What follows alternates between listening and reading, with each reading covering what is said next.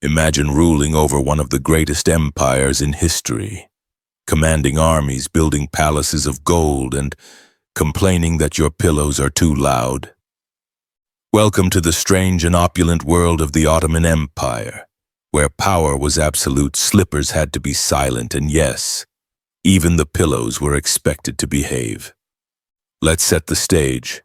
The Ottoman Empire, stretching from Eastern Europe to North Africa to the Middle East, was the superpower of its time. At its height, it spanned 3 continents, and at the center of it all was the Sultan, a man who held the power of life and death, faith and fortune, and pillow acoustics. Our story centers on Sultan Ibrahim I, nicknamed Ibrahim the Mad, who ruled from 1640 to 1648. Historians have debated just how mad he really was. Was he mentally ill, a puppet of palace politics, or just a guy who took luxury to truly ridiculous levels? Either way, he made headlines in his time and ours. And within the heart of the Topkapi Palace was the Harem, a private world off limits to all men except the Sultan, a place of intrigue, beauty, backstabbing, and earplugs, apparently. Now, before we get into the silent pillow saga, you need to understand the harem. Forget the cartoonish idea of belly dancers lounging around all day. The harem was more like a Game of Thrones episode, filled with hierarchy, ambition, and strategic marriages. It was a political engine. Sultan Ibrahim had a harem of over 100 women. That's right, 100. Each hoping to catch his attention, rise in rank, maybe even bear the next heir to the empire. But with that many wives, concubines, servants, and eunuchs, the palace wasn't exactly what you'd call quiet. And Ibrahim, he liked his peace. Sometime during his reign, Sultan Ibrahim issued a bizarre command. All pillows used by his concubines must be silent. Specifically, they were not to make the faintest rustle, creak, or squish. Any sound that disturbed the Sultan's rest or his romantic pursuits was strictly forbidden. Now you might be thinking, why would pillows make noise in the first place? And to that I say, have you ever tried sleeping on a goose feather pillow in 1640, next to 100 others in a room echoing with jealousy and perfume? The order sent tailors and fabric makers into a frenzy. They had to design cushions that were plush but silent, decorative but stealthy. Think of it like the Apple engineers of the Ottoman world, trying to invent the quietest pillow known to man. Ibrahim came to the throne after being locked in a cage, literally. It was a tradition known as the kefes, or the cage, a secluded palace apartment where potential heirs were isolated to prevent power struggles.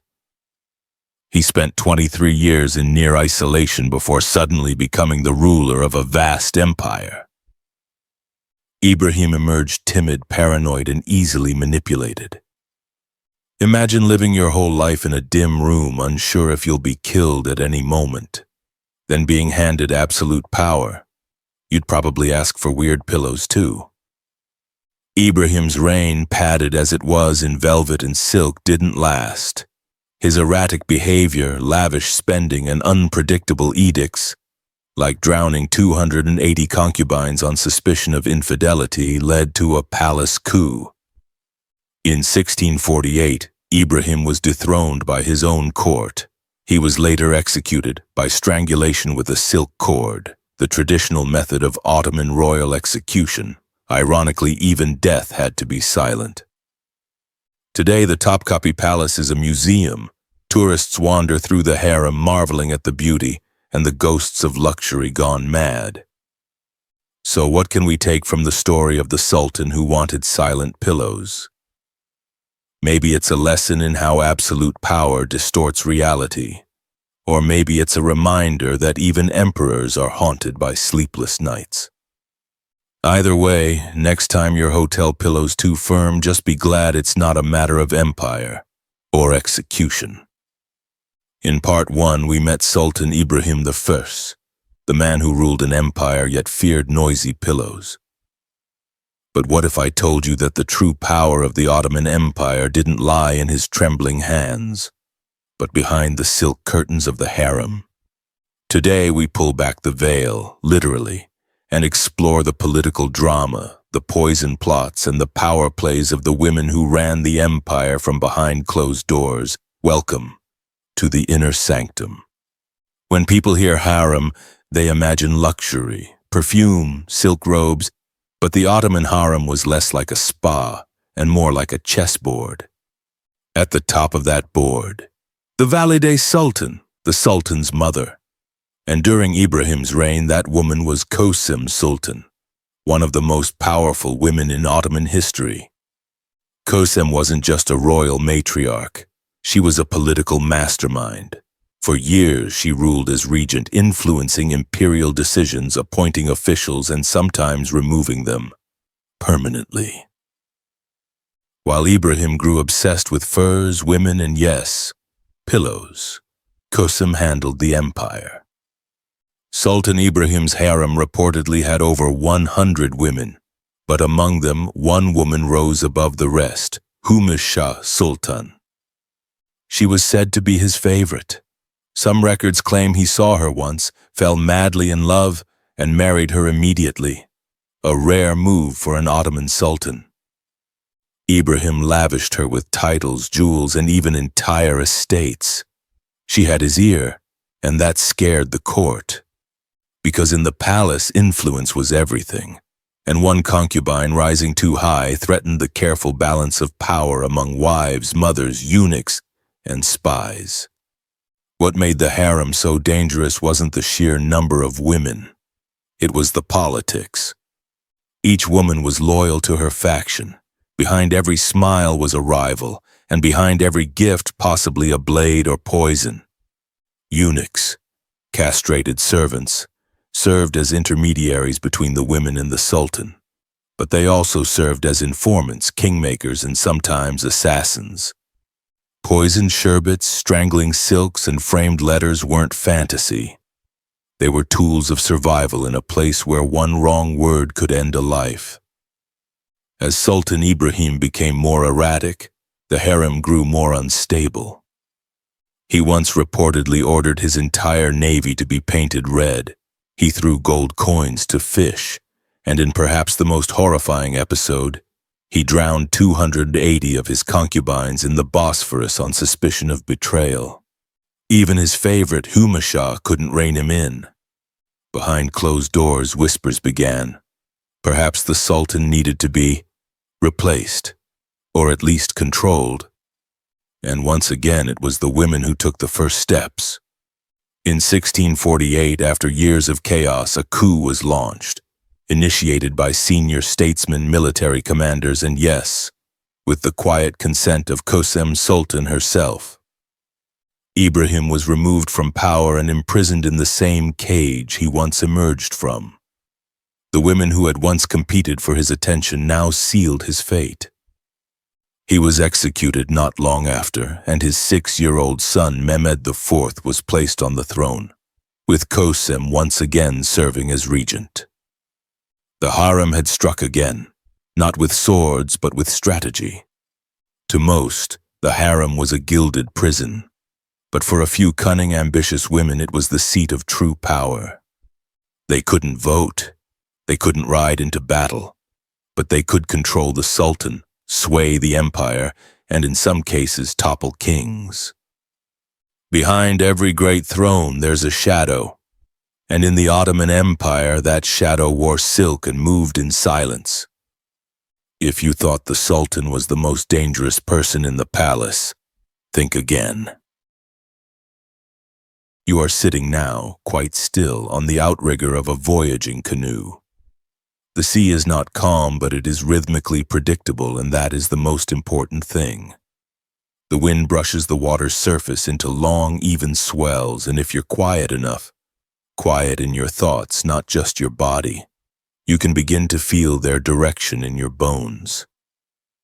Not metaphorically, but physically, because you are learning, just as your ancestors did, how to navigate the Pacific without maps, compasses, or clocks. Welcome to the world of traditional Polynesian navigation. There are no guidebooks. There are no sail-by-numbers manuals. Instead, there is memory. Memory trained to the edge of art. To begin understanding this system, this knowledge web known across Oceania as wayfinding, we must return not to a specific year, but to a rhythm of centuries. Imagine the Pacific Ocean not as empty, but as a blue continent stitched together by oral knowledge, where people could move between islands thousands of kilometers apart without any metal instruments. Using a cognitive toolkit as vast as the sea itself. And in this story, we follow one such navigator. Not a legend, not an exception, but someone ordinary in their time. Let's call him Teva. He is not the chief navigator of his people, but rather an apprentice, a listener, an observer, a tireless noticer of small things. Teva is learning the way his uncle once learned, by lying silently on the canoe deck for hours, letting the pitch and roll of the swells teach him which direction the island home lies beneath the horizon. To become a tautai, a navigator, you don't start with stars, you start with shadows. Before the sun is even fully risen, Teva wakes to the task of checking the underside of clouds. You see, in the Pacific, islands reflect light back into the clouds above them. These are called island echoes. A trained eye can distinguish between an ordinary white cumulus and one subtly tinted greenish-brown by coconut trees, or pinkish from coral sands. Teva's teacher, his grandfather's cousin, once told him, "The cloud tells you there's land, but it does not tell you if it's friendly." Alongside cloud watching, Teva listens to birds. Not just any birds, but specific species, noddies and frigate birds, terns and petrels. The brown noddy rarely flies farther than 40 kilometers from land. A flock of them at dusk, flying low and in one direction, often points toward an island's coast. The frigate bird, meanwhile, can soar for days, but it too returns to land when the sea is restless. These behavioral clues are not poetic metaphors. They are actionable intelligence. This morning, Teva has counted 7 noddies circling clockwise before heading northeast. His uncle gives a slight nod, almost imperceptible, but in that gesture is an agreement. Tonight they will shift the course 2 handspans toward the northeast swell. Now let's talk about swells. One of the most subtle and essential elements of Polynesian navigation is reading the ocean's surface. Not just waves, but the underlying swell patterns that run like underground rivers. These swells are created by distant storms, sometimes thousands of kilometers away. They arrive as consistent long lines of water movement. An experienced navigator can feel the direction of at least 2 or 3 of these swells simultaneously by lying flat on the deck of the canoe and allowing his body to interpret the angle of lift and the timing between undulations. Teva is learning the way a musician might learn harmonies. His instructor refers to the swells as bones, not poetically but functionally. The bones of the ocean hold the path. The memory system used to retain this information is non-linear and profoundly geographical. On his island, Teva trains using a papa kuhi-kuhi, a stick chart made of coconut midribs and shells. These are not maps in the Western sense. They don't depict actual geography, but patterns of swell interaction, currents, and sometimes bird flight paths. Each stick intersection might represent the crossing of 2 swells, each shell a common landfall point. In teaching sessions, the stick chart is not pointed to or read silently. It is chanted, sung even, so that the rhythm of the learning matches the rhythm of the ocean. Oral transmission is reinforced through layers of mnemonic devices, metaphor, and repetition. Here's something even more unexpected. Polaris, the North Star, was known and used, but it was not the only star that mattered. Polynesian navigators memorized star paths, a set of rising and setting positions of bright stars along the horizon. These stars marked bearings like invisible highways across the ocean. Each path was known by a name, often tied to a story or a bird or a family lineage. Teva knows a few of these already. Te Mata o Te Ariki, the eye of the chief, rises when the canoe should begin turning toward his mother's home island. If he can match that rise with a northeast swell and the return flight of Noddies, he is almost certainly on course. There is no written test to pass, no official qualification. The proof is whether or not you reach your island. Now imagine what this means in terms of resilience. These voyages made in Wakahurua double-hulled canoes covered thousands of kilometers. Hawaii, Aotearoa, New Zealand, Rapa Nui, Easter Island, all colonized long before the compass arrived in the Pacific. These were not accidental drifts on the tide. They were navigated journeys, deliberately executed, often across weeks, with no way to turn back if things went wrong. But let's return to Teva. He is now a few days into the journey. They are headed east-southeast, a path expected to bring them to a small atoll used for seasonal fishing. The fresh water is holding out. The dried breadfruit cakes are still dry. But the swell seems to be shifting. The swell was coming from the east, but Teva begins to feel something change. A faint cross-chop, a disruption in the rhythm. His stomach adjusts before his mind does. He lies back on the deck and closes his eyes, not to sleep, but to feel. To be a navigator, you must know the feeling of your canoe when it is on course. You must also recognize, like a tickle at the back of the throat, when it is not. Teva calls out softly, not a command, but a suggestion, to adjust the sail slightly. The elder navigator nods again. This is how learning happens, not through correction, but confirmation. And then there's the birds again. The Noddies are flying at a strange angle. They veer west, then circle as if unsure. Teva wonders. Is there an unknown reef nearby? Or are they disoriented by weather? He looks to the clouds, but they have flattened. No echoes. The sea has gone quiet too, in a way that feels more unsettling than the usual chaos of wind and wave. Are they on course after all? Or drifting slowly off, guided not by stars or birds or cloud shadows, but by a decision Teva made too early in the morning, when the light was wrong and the wind was playful? And so, the real challenge of Polynesian navigation isn't only memorizing the signs. It's knowing when the signs are lying. The ocean is large, but in the mind of a navigator it is not vast emptiness. It is a landscape shaped not by landmarks but by patterns, winds, currents, birds, stars.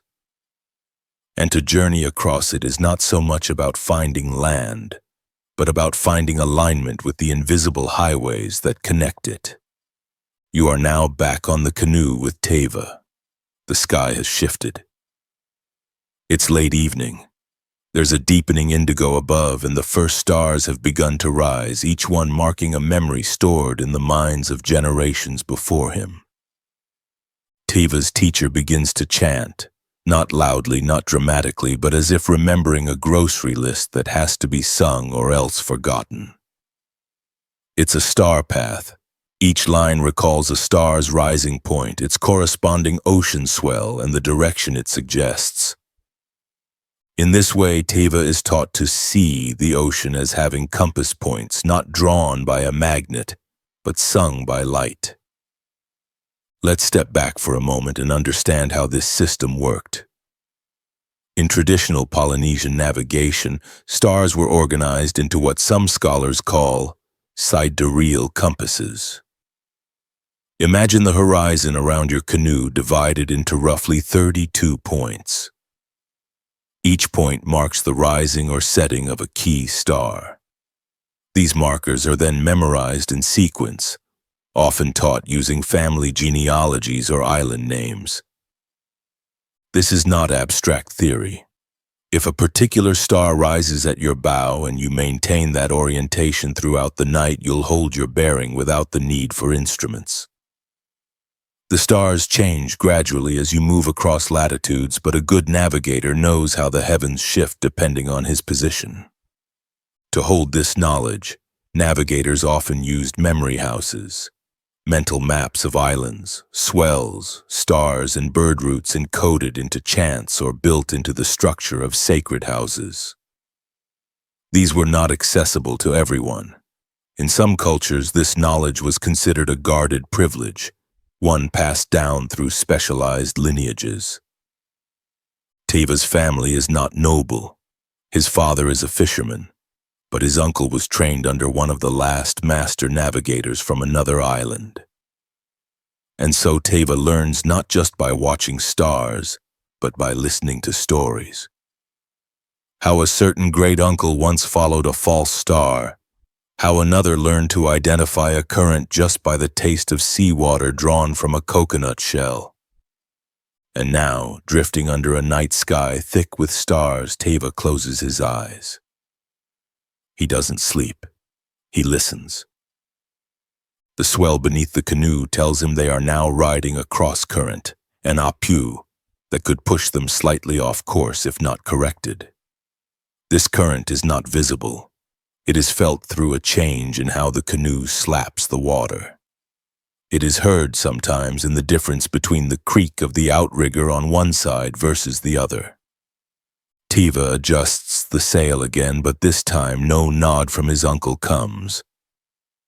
Instead, silence. The kind of silence that means trust the stars before the swell, remember which one leads home. Now let's talk about drift. Drift is an enemy and a friend. The Pacific is full of drift stories, tales of entire canoes pushed far beyond their expected routes by storms or unexpected currents. Sometimes they arrived on new islands.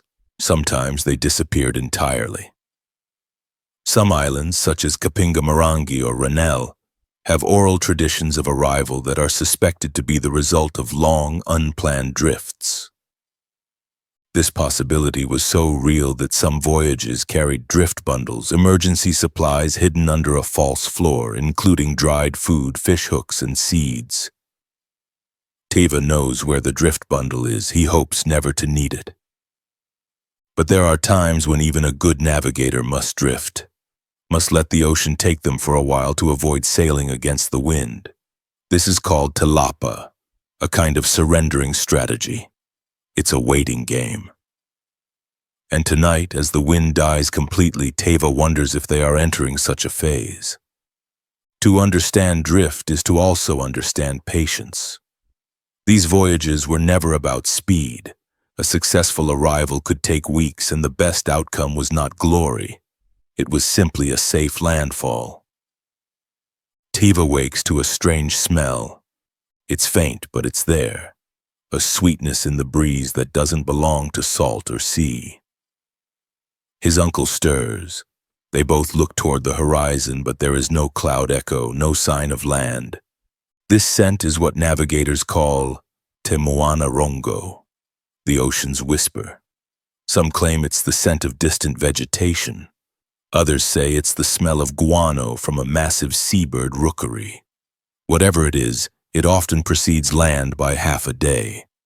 But then, curiously, the birds return, this time not noddies but a flock of white terns. They do not circle, they fly low and straight westward, and Teva remembers something. White terns nest on islands with high cliffs, not coral atolls. He begins to wonder, are they near a high island? One that doesn't appear on the chant paths? One too small to be included in memory houses or perhaps abandoned long ago? If so, it would mean safety, or it could mean a wreck on unknown reef edges. The decision now sits with the master navigator. He gestures to hold the current course, but watches the stars closely. Teva, meanwhile, tries to recall whether his grandfather ever mentioned a forgotten island west of the fishing atoll. He cannot. and yet the scent remains. The air is growing warmer. The ocean is less restless. And beneath the canoe, the watercolor deepens to a strange greenish hue. Not the brilliant turquoise of shallow reefs, but a rich, weedy tone that suggests deep water with plant life below. Could this be a volcanic island? One whose peak eroded long ago, leaving only a rocky remnant? Or have they simply entered a new current zone where oceanic blooms rise from below? Teva wants to ask, but he knows better. In navigation, questions are not asked aloud. They are held in silence, tested against stars and answered by landfall or by drift. The sky is still dark, but its darkness is different now. Lighter toward the east, veiled with a faint gray-blue shimmer. Teva stares into that subtle brightness, searching for what the old chants describe as Te Ata Henua, the shadow of land. It is not a shape exactly. It is a slightly taller smudge in the lightening sky, barely perceptible yet unmistakable to those who have spent a lifetime with open eyes on the ocean. His uncle rises without a word. He too sees it. A nod confirms it. They are not drifting now. They are approaching, and so the final rituals begin. The sail is lowered slightly to reduce speed, the paddles readied. Someone offers a quick chant of thanks to Tangaroa, god of the sea. Not out of superstition, but habit, because arrival must always be tempered with humility. Now the question becomes, what land? Polynesians did not only navigate to a place, they navigated through systems of places. Archipelagos were memorized as sequences, sometimes by shape, other times by distance and sailing time. But what if this island was not part of any known chain? What if the birds misled them? Or if a storm current brought them further than expected? In the 1970s, anthropologists studying traditional navigators noted this very phenomenon. Some master sailors admitted to discovering small islands that did not exist on their maps, or rediscovering ones their ancestors spoke of but had not visited for generations. It wasn't always celebrated. Finding the wrong island could mean missing a ritual obligation, arriving with the wrong gifts, or, more pressingly, encountering a reef with no safe lagoon. As the canoe approaches, the smell of pandanus becomes undeniable. A shorebird, a frigate this time, appears, and then another. These birds do not dive into the water like terns or noddies. Instead, they steal food mid-air, but they rarely stray far from land. Teva notices that the sea has become slower, like it's holding its breath. That's often the case as one nears a reef shelf. And there it is. The line. A slight rise in the water followed by a crisp white curl, breaking surf. The canoe slows to a crawl. Eyes scan for the pass, the break in the reef where water flows both out and in. It's barely visible, but the foam tells a story. Water always exits through the narrowest gap. Teva's uncle identifies it by the direction of froth lines tilted at a diagonal. They steer toward it. The moment is tense, not dramatic, not loud, just deliberate. Because one wrong angle could tip the canoe, and this far from home, repairs are not simple. The canoe glides into the passage. Clear, shallow water reveals coral heads below and fish darting like arrows across the hull's shadow. Then silence. The canoe floats into a lagoon, still water, calm as glass. Coconut trees fringe the shore, smoke curls upward from behind the trees. There is habitation. Now we leave Teva for a moment and widen our view. What you've just heard, a landfall based on cloud shapes, bird flights, swells, and star maps, was not the exception. It was the rule for centuries. Long before European ships crossed the Pacific, Polynesian navigators traveled thousands of miles between islands scattered across a third of the planet's surface. They did so without maps, without compasses, and without writing. Instead, they used embodied knowledge, learned chants, mentored repetition, trust in subtle cues. When European sailors began charting these waters, many refused to believe the indigenous accounts. They thought the distances were too great. Some even theorized the islands were settled by accident, by drift. But the oral traditions of Polynesians said otherwise. In 1976, a canoe named Hokulea set out from Hawaii to Tahiti. Built without nails, equipped with no compass or instruments, it followed ancient navigation techniques. It arrived safely. The voyage changed global understanding of Pacific history and confirmed what the ancestors had known all along. Teva's story is not directly from the historical record, but his experience mirrors thousands of such voyages, each one shaped by cloud shadows, bird patterns, reef foam, and long memory. Now imagine years later another canoe arrives on Teva's home island. It is worn, the hull scratched. Its passengers are gaunt but smiling. They had followed the birds, lost the stars, and landed on a forgotten island. They lived there for 10 years, learning its fish, its winds, and finally, when the time was right, they returned. Not with gold, not with treasure, but with a new chant, one that added another name to the memory house. So what happened to Teva? Did he return with news of a rediscovered place? Or did his canoe join the lineage of others, their stories woven quietly into star paths? And more curiously, if such voyages were so successful, how many islands are now forgotten simply because no one returned? You are walking behind a camel, not because it's especially scenic, but because that's where the least dust lands. Ahead, more camels jingle gently, their bells tuned deliberately so each caravan plays a slightly different set of tones. It's not music exactly, but a kind of identity. If you're in the Taklamakan Desert in the 7th century and you hear bells in the distance, you can often tell not just that travelers are near, but who they are. And today, those bells are Sogdian. Sogdians were not an empire nor a nation in the way we use that word. They were traders, go-betweens, linguistic magicians, and contract-loving facilitators who quietly threaded together the massive economies of China, India, Persia, Byzantium, and the steppe. They did not conquer, but they lasted. From their modest city-states in what is now Uzbekistan and Tajikistan, they organized trade routes across thousands of miles. Their home cities, Samarkand, Bukhara, Panjakent, were not imperial capitals, but bustling markets where silk met tin, jade met horses, and Buddhist texts were copied alongside Persian poetry.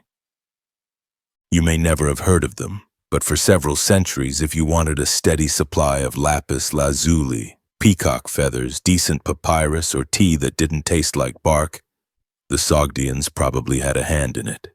Their secret? Logistics, paperwork, and unexciting yet surprisingly effective trust networks. Here's an example. Imagine you're a merchant from Chang'an, the Tang dynasty's capital. You want to send bolts of silk west, but you don't want to travel the whole 2,000 miles yourself. That's where a Sogdian middleman might step in. He'll take your silk, give you a receipt, and pass it to his cousin in Kashgar. That cousin hands it to an uncle in Samarkand, who barters with a visiting Greek-speaking dealer headed toward Antioch. By the time your silk reaches the Mediterranean, it's changed hands 5 times, but all within the same family or among people bound by marriage contracts, debt agreements, and letters sealed in oilcloth pouches.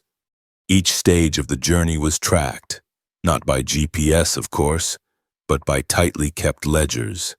These weren't just tallies of goods. They included odd notes.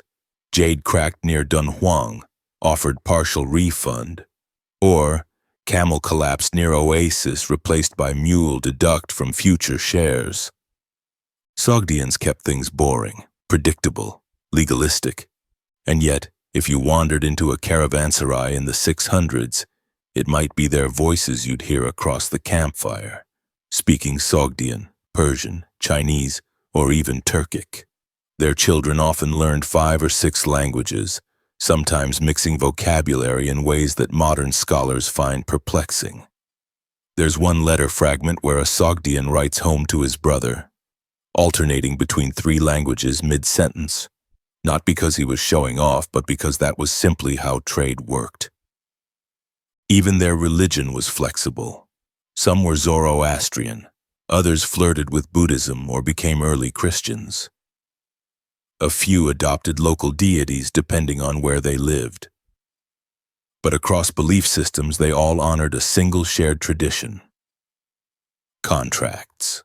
Witnessed, notarized, copied, stored, and if necessary, enforced by a nephew with good handwriting.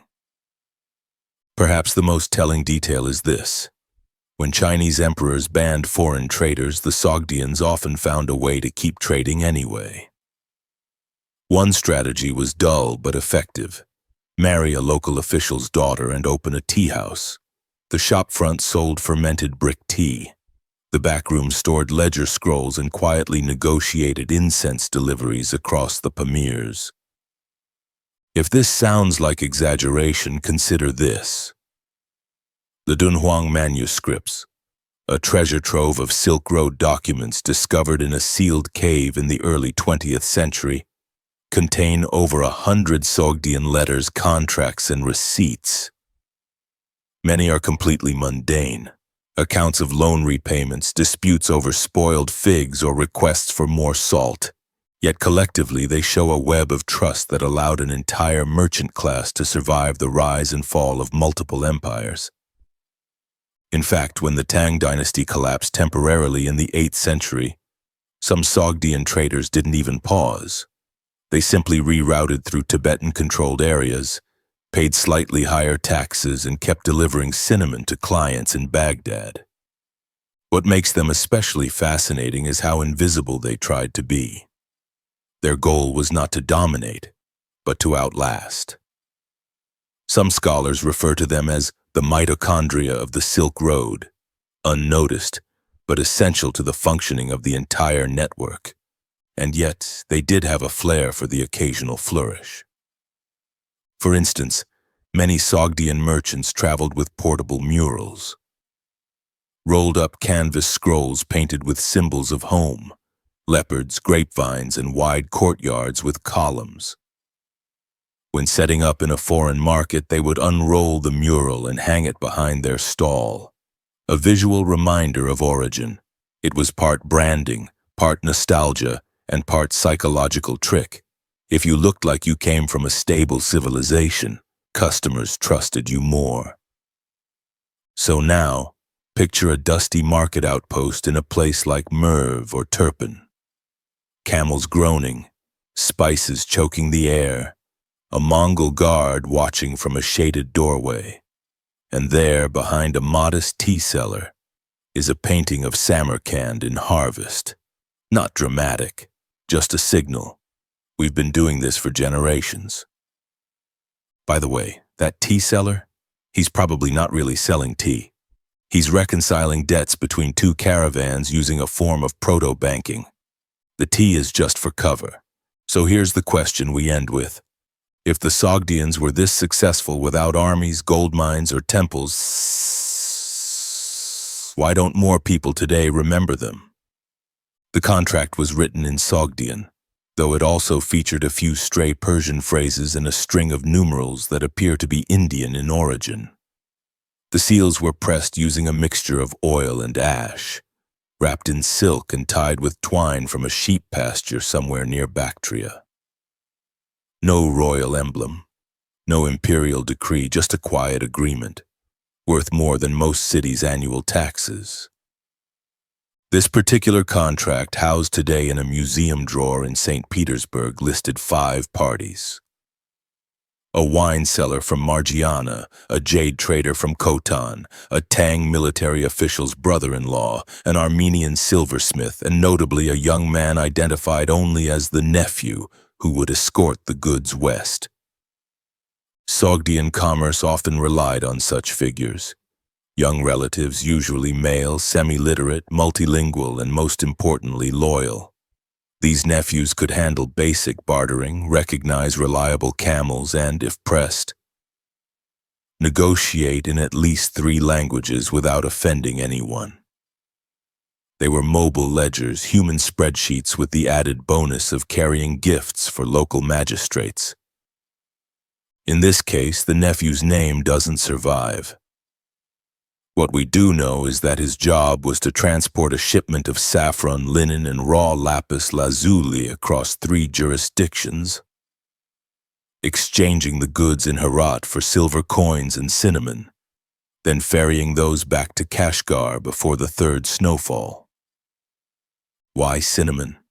Because Sogdians had quietly built up a strong relationship with spice brokers in Ceylon in southern India. They didn't dominate that trade, others did the ocean-going part, but they made the spices move inland.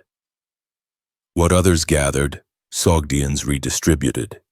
The journey from Samarkand to Herat wasn't romantic. It was dusty, bureaucratic, and full of conversations about exchange rates, weather, and which camel had the better temperament. But here's the crucial part. The nephew didn't have to carry all the money or even the goods. Instead, he carried sealed endorsements, what we might call letters of credit. One signature in Kashgar, verified by a specific stamp, could open a grain warehouse in Nishapur. If the seals matched and the records balanced, the Sogdians honored the deal. And if not, the dispute didn't go to war. It went to arbitration, usually over dried apricots and an account scroll. This level of financial trust, centuries before European banking formalized similar systems, depended on reputation. And that reputation was built by generations of reliable, boring record-keeping. So much of history focuses on battles, but empires fell while the Sogdians were still adjusting tea prices. Even as Islam spread through Persia and into Central Asia, many Sogdians adapted. Some converted, others didn't. Some found refuge in Buddhist enclaves. Others married into Arab trading families. The key wasn't resistance. It was flexibility without dissolution. You might be wondering, why bother writing a multi-party contract with that much detail? After all, weren't things more informal back then? Actually, no. Surviving Sogdian documents are meticulous. One shipping record from Dunhuang lists exact quantities of peppercorns, how many coins were wrapped in goat bladder, and which batch of wine spoiled because it was stored too close to the camels. They even had insurance clauses. Should said lapis be found fractured or dulled upon delivery, compensation shall be 1/3 total value payable in linen or equivalent coin. None of this sounds particularly exciting, but when you're depending on months-long caravan routes that cross 5 or 6 cultural zones, boring paperwork becomes essential to survival. The nephew in our contract, by the way, completed the trip, but not before encountering a minor flood, a collapsed bridge near Balkh, and one case of fraudulent cinnamon. Fraudulent cinnamon? Yes, this was an actual issue. Lesser traders would sometimes sell cassia bark and label it as true cinnamon. The Sogdians hated this. Several letters refer to unreliable spice men who watered the pepper and faked the cinnamon. They responded not with violence, but with reputation blacklists. Merchants who cheated were simply excluded from future deals, quietly, permanently. And how did they maintain such a memory without a central government? Through the Ruhan, or trading councils, informal gatherings of elders and scribes that reviewed disputes. These meetings happened over tea and pomegranate syrup. They featured hours of quiet reading. Arguments were kept polite. Records were pulled from linen-bound chests. At the end, someone would usually nod, write a small note, and the merchant in question would find future doors mysteriously closed. There are stories, half legend, half bureaucratic anecdote, of men who spent years rebuilding their reputation after a late shipment or a poorly packed incense crate. Honor didn't come from conquest. It came from delivering what you promised and keeping good ledgers. Of course, none of this kept the Sogdians safe forever. By the 10th century, with the decline of Tang China and the rising dominance of Turkic and Islamic states across Central Asia, the traditional caravan networks began to fray. Piracy increased. Some passes became impassable. Local warlords taxed anything that moved. But even then, fragments of Sogdian trade endured, passed down through marriages, adopted languages, and little tea houses that quietly became neighborhood banks.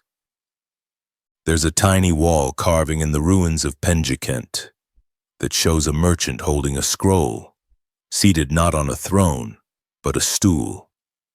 Around him are jars, a ledger, and a small amphora. It's not dramatic, but it's full of quiet importance, because in that scroll may have been the next deal, or the last one, or maybe just a list of spoiled raisins and owed favors.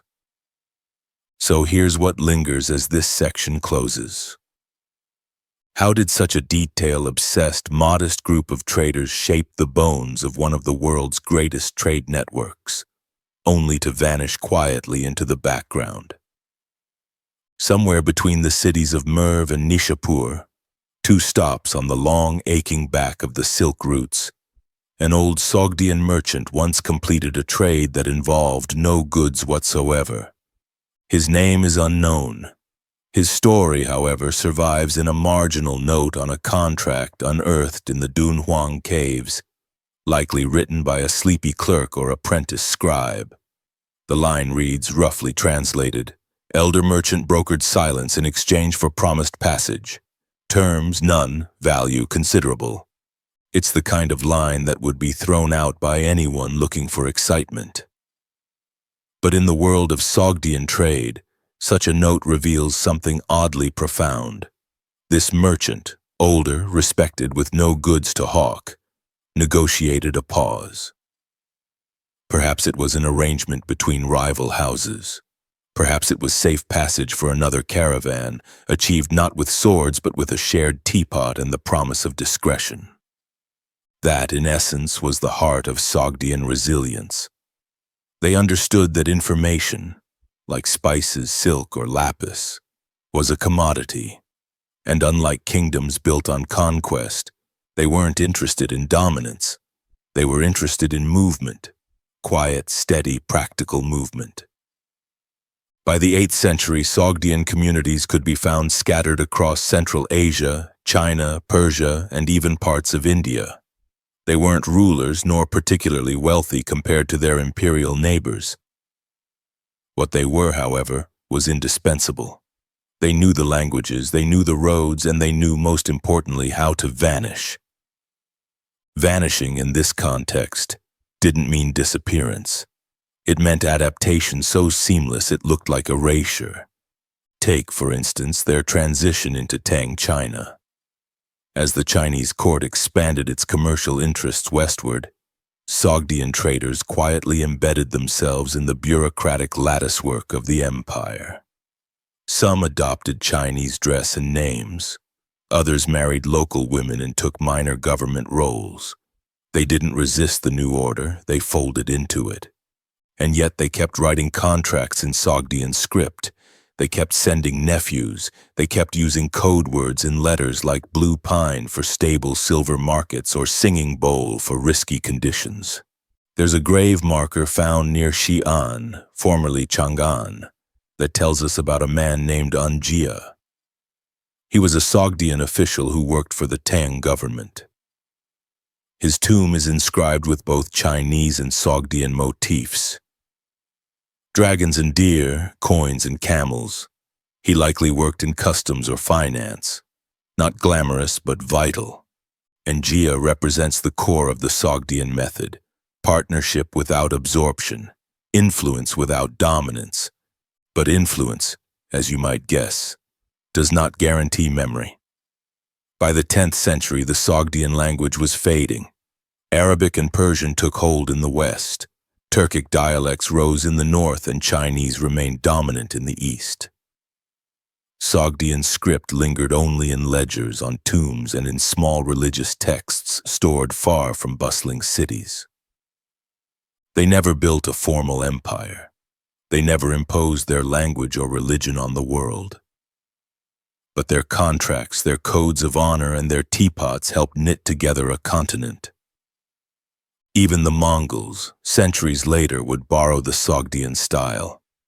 Local agents, layered contracts, and a strong network of trading families who knew how not to panic when the price of pepper dropped. What became of the Sogdians themselves? Some assimilated into Persian society and contributed to Islamic intellectual life.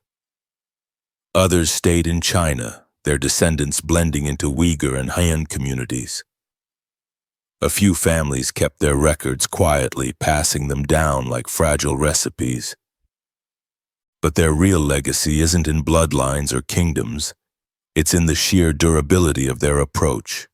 That a little bit of trust, a well-bound contract, and a few dried apricots could outlast armies.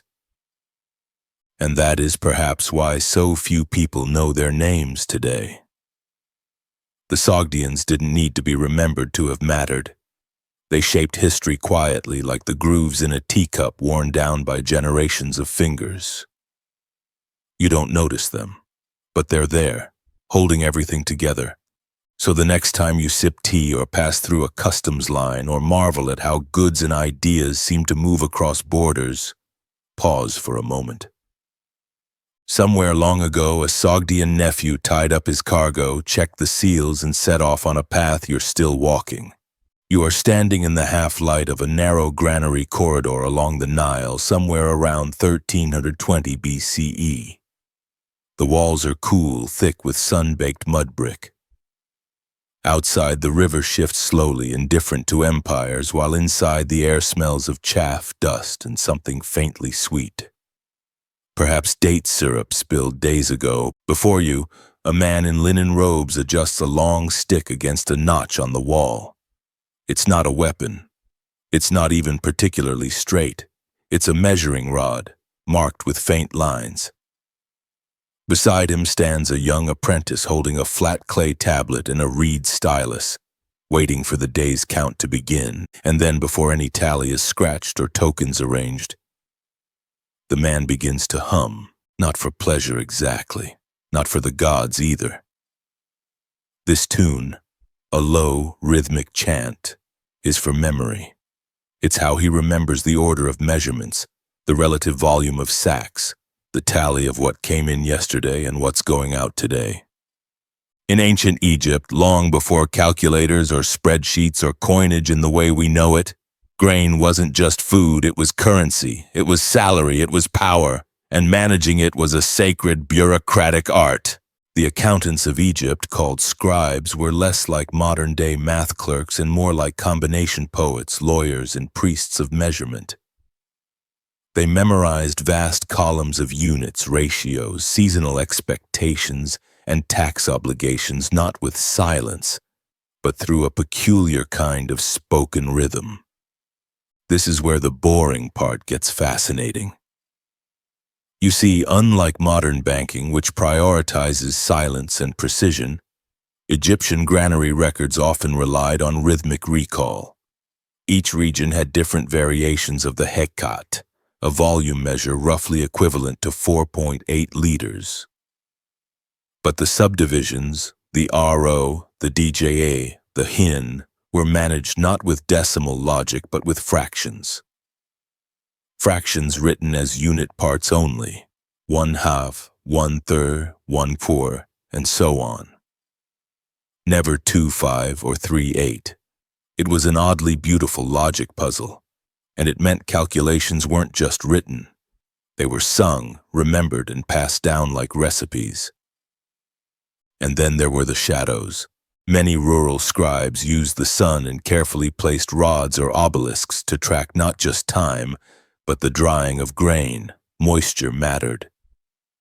Wet grain weighed more and stored poorly, but under the Egyptian sun, a clever accountant could time the ideal weight by watching how the shadow of a measuring stick fell across the storage yard. Too long a shadow? Still damp? Too short? The grain is drying out too much, losing taxable value, and so these ancient clerks became connoisseurs of sunlight. In a world without clocks or standardized humidity checks, this was simply part of the job. An hour or two in either direction could shift the official volume by several RO units, enough to cause disputes, fines, or worse. The daily routine of one such scribe, let's imagine his name was Pentu, a common enough name, might have begun before sunrise. He'd walk from his modest home with a waxed linen scroll tucked under his arm and greet his apprentice. Perhaps with a line like, "Let us not measure the wind, but the barley beneath it." This wasn't poetry, it was practical advice. Don't waste time guessing how weather might affect yield. Measure only what you can see. After performing a ritual libation to Thoth, the god of writing and knowledge, Pentu would take a tally of the sacks delivered that morning. These were hauled in by dusty workers from estates along the riverbanks, or in the case of a state-run field, carried by men under conscript. Each sack would be weighed, not on a scale but by standardized balance bars suspended from poles, counterweighted with stones whose weight had been certified by temple officials. Errors were not taken lightly. A missing hecat could result in extra labor taxes for a whole village. An overcount might look like theft, and theft from the granary, even accidental, was not a charge lightly forgiven. By mid-morning, as the heat began to shimmer along the ground, Pentu might retreat to the shade to perform conversions. This is where things got even more intricate.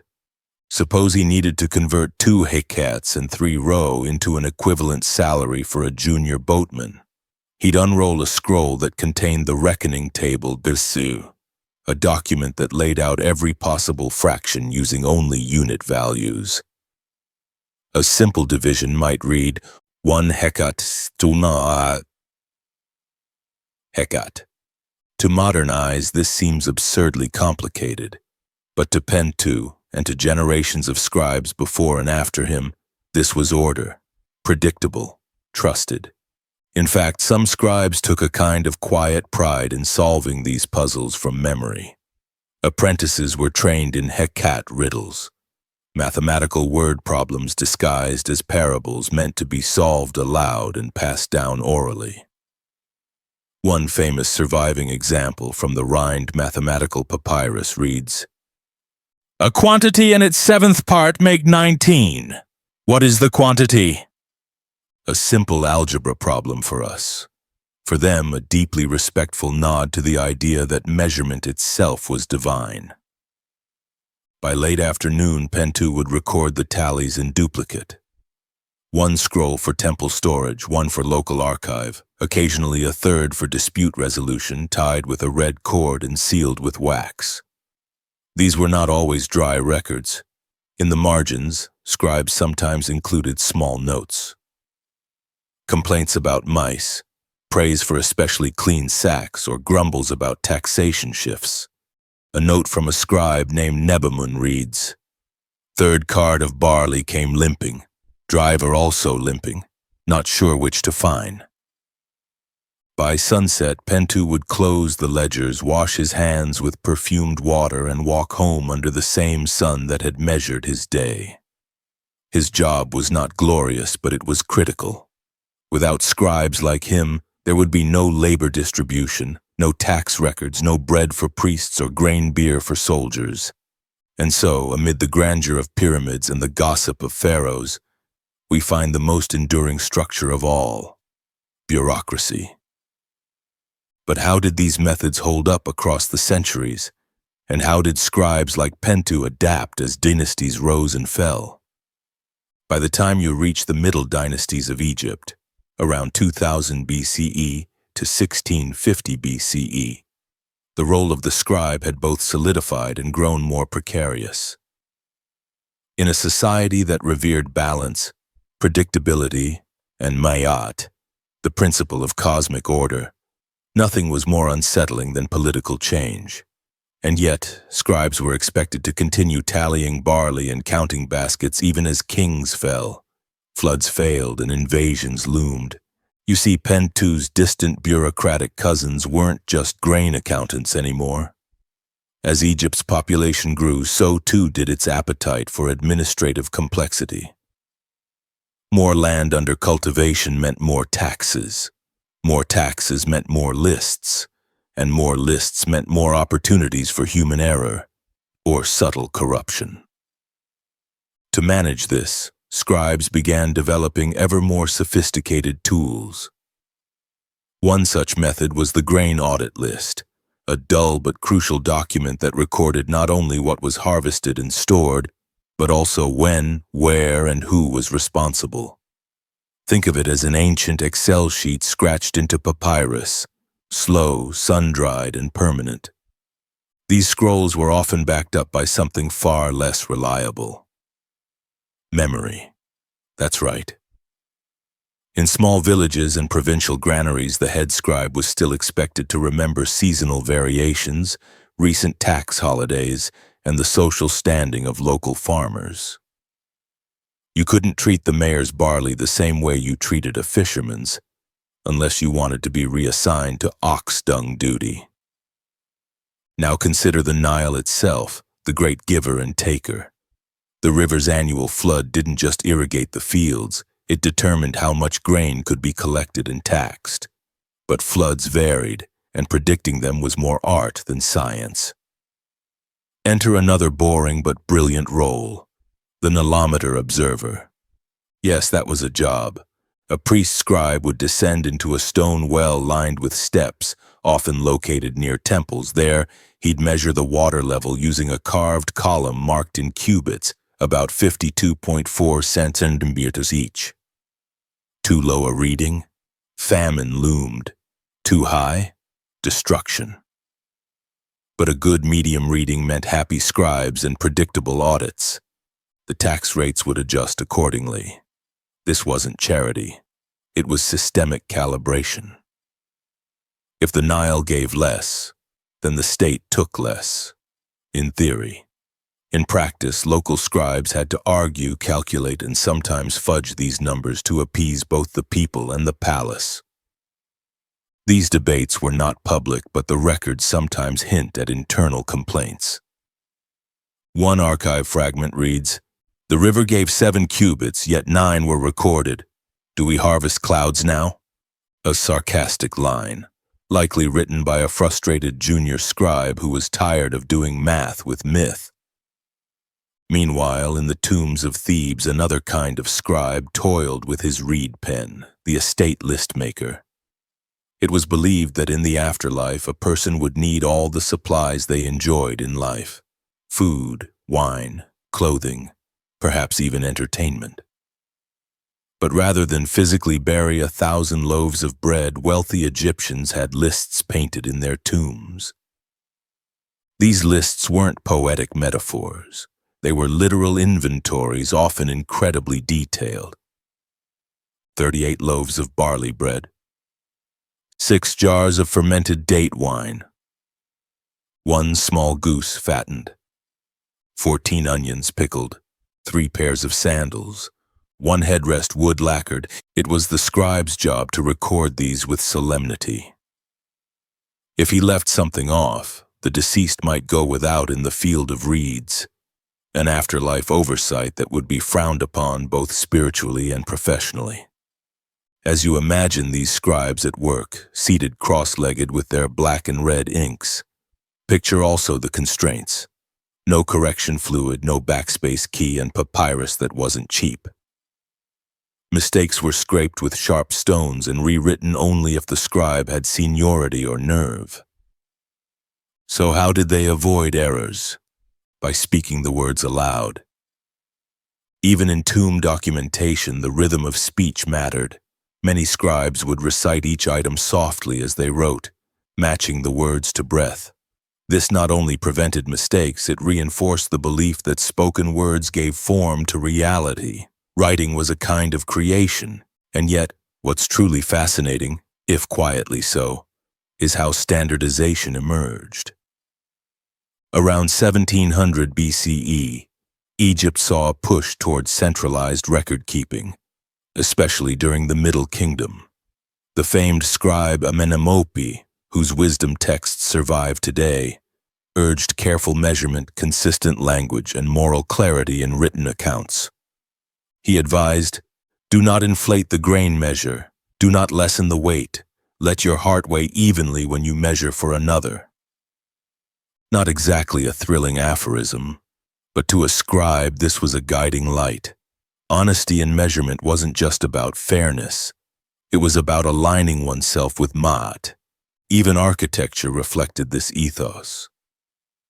Some granaries were built with double entry points, one for receiving grain, another for distributing it, each watched over by different scribes to prevent duplication or theft. Think of it as a very early checks and balances system, enforced with clay seals and wax cords.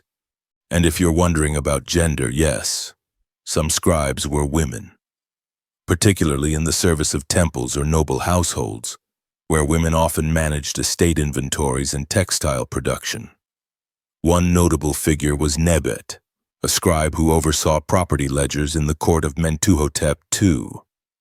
Her titles included supervisor of weavers and recorder of oils, both deeply involved in the economics of daily life. By the end of the Middle Kingdom, the humble grain measure had become a unit of not just economy, but morality.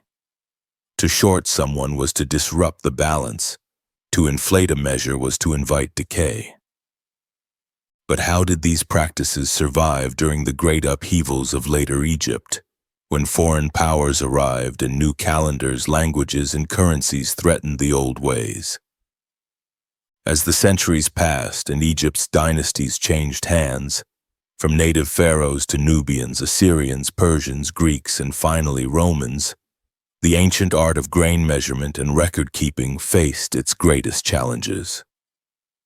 The once quiet corridors of granaries began to echo with new languages, unfamiliar rulers, and shifting systems. But the scribes, those masters of songs, shadows, and numbers, adapted with remarkable resilience. Take the arrival of Alexander the Great in 332 BCE. His conquest did not erase Egyptian bureaucracy overnight. Instead, it ushered in a new chapter where Greek and Egyptian traditions merged.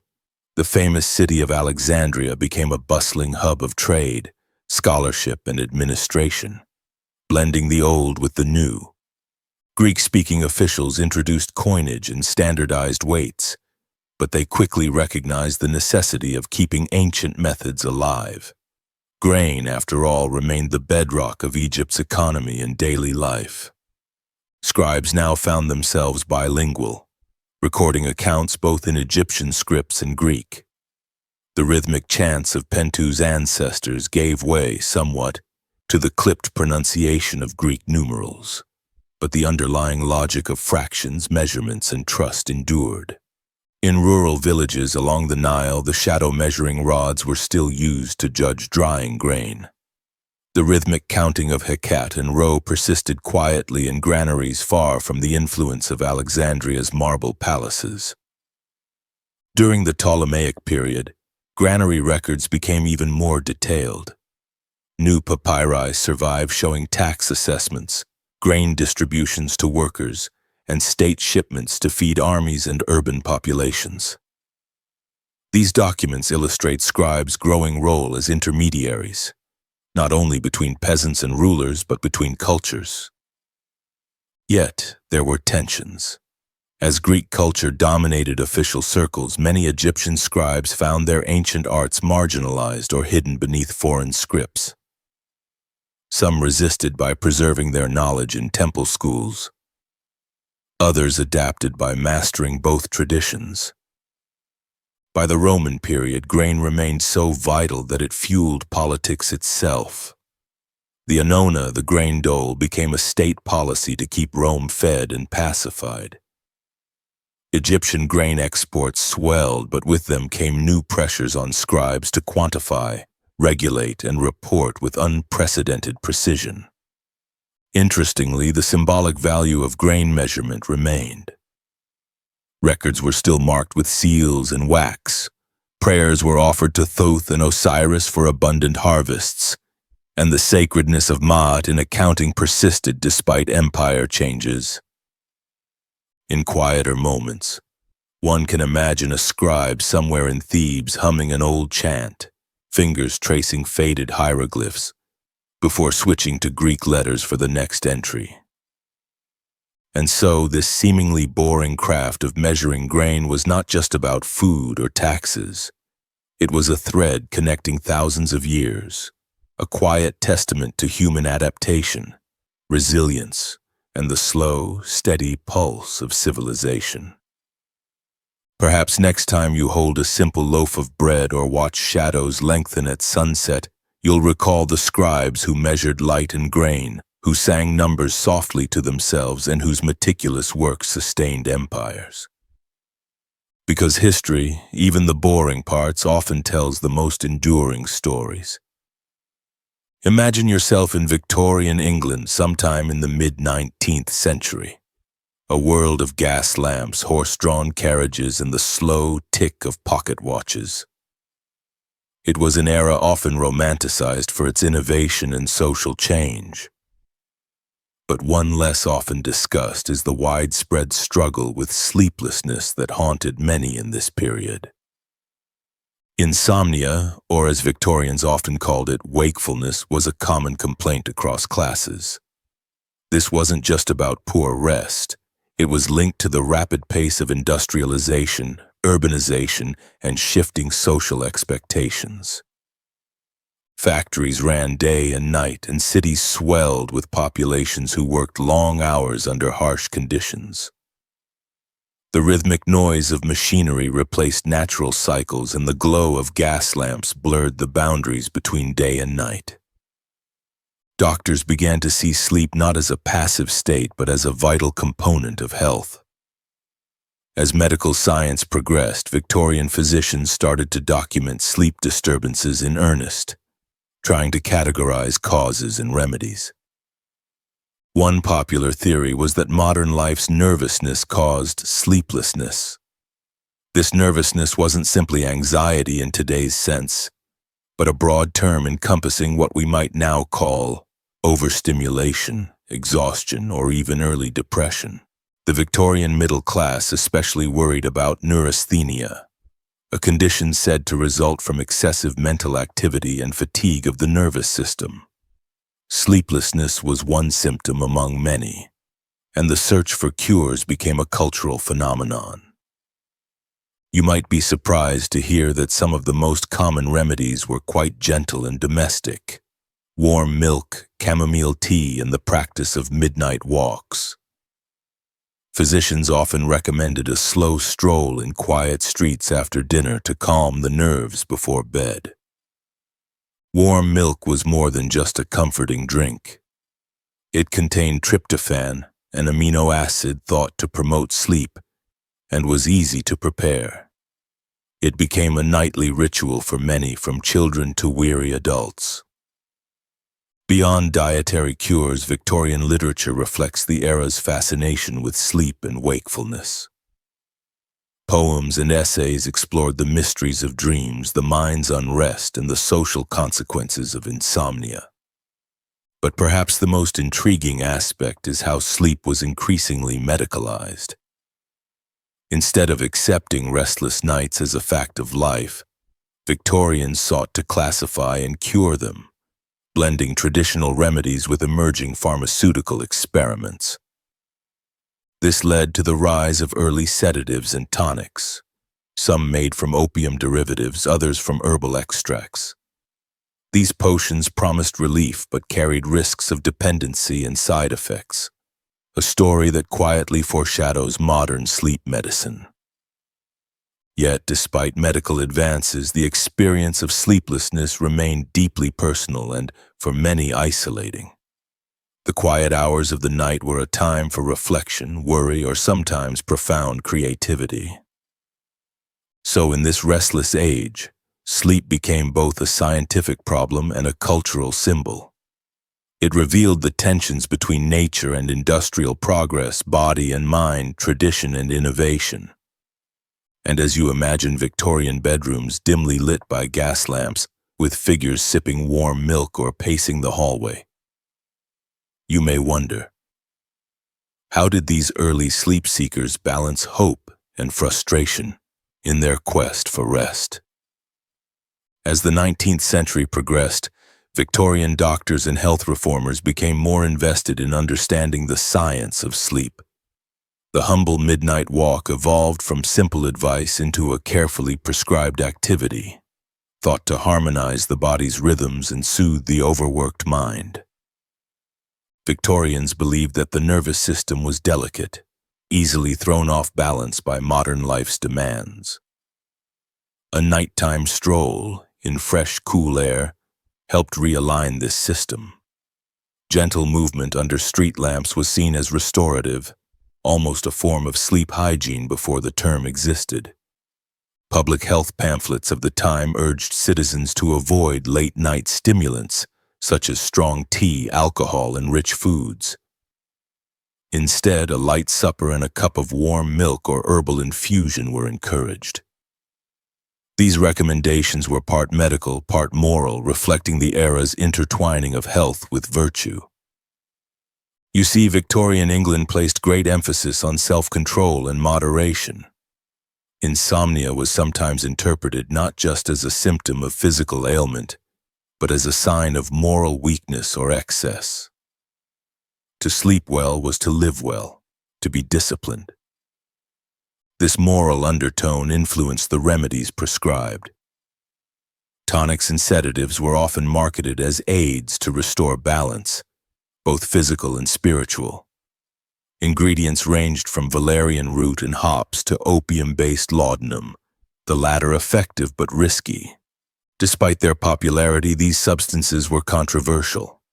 Physicians cautioned against overuse, warning that dependency could worsen sleeplessness.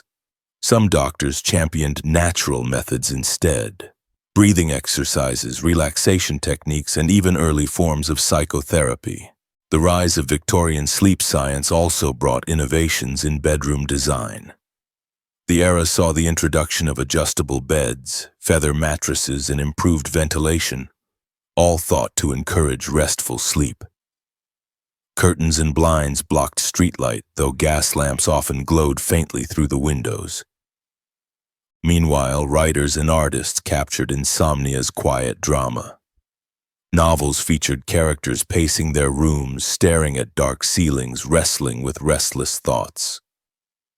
These narratives revealed insomnia's social isolation. Sleeplessness was often endured alone, a private burden. Interestingly, this period also saw the beginnings of sleep study as a formal discipline. Physicians conducted case studies, kept detailed diaries of patients' sleep patterns, and experimented with new treatments. One particularly tedious but important discovery was the effect of temperature. Victorian doctors noted that overheating or chilling could disrupt sleep cycles. Bedrooms were kept cool but comfortable, a balance between warmth and fresh air. Even so, Victorian insomnia was not merely a medical issue. It was a cultural phenomenon reflecting rapid social change. Industrialization brought longer working hours and artificial light, but also new hopes for progress and improvement. For many, sleep represented a retreat from the bustling, noisy world into a private sanctuary, a place where the self might be restored. So as you imagine those quiet, gas-lit streets where figures wandered softly at midnight or cozy bedrooms warmed by a simple cup of milk, you may wonder, how did the next generation build on these early ideas about sleep, and what lessons from Victorian insomnia cures survive today?